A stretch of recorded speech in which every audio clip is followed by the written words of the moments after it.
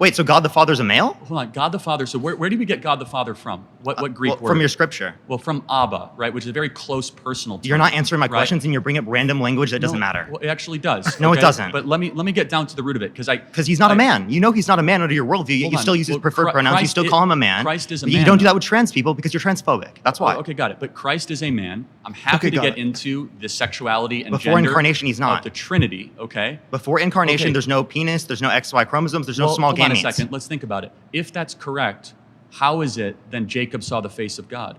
Yeah, you can pause it Okay, now. so if there's This is a great example of intellectual dishonesty. It would take probably 3 seconds to Google, why do we use God's preferred pronouns, or why do we call God a man? And it would Is tell you God the gendered? answer. Yeah, it would tell you the answer. The first answer is, he's God.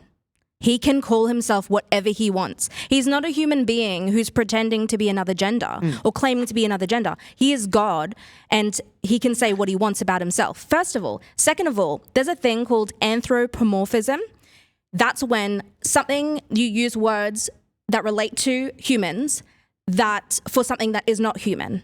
So God uses human terms to help us understand. The eye of God, the right hand of God, Even the though heart of God. He doesn't physically have those things. That's anthropomorphism, and it helps us to understand parts of his nature. That's why he says he's like a mother hen, or he says, he's coming on the cloud. Stuff like that they're words that we use as human beings. The words that God uses to help reveal himself to us in ways that we can understand. So doesn't mean that God has a gender or chromosomes. So Parker is just relying on the ignorance of the person he's debating to win an argument that he knows the answer to. That's intellectual dishonesty. Well, he knows that Charlie knows, but he can speak quick enough to shut him down Yeah. so that other people listening think it's a good point. This isn't It's debating, terrible by the way. debating. Yeah. You present an argument and then you allow the other person to rebut that argument and make another argument. That's not debating. That's just yelling very Get a loudly. life, Parker.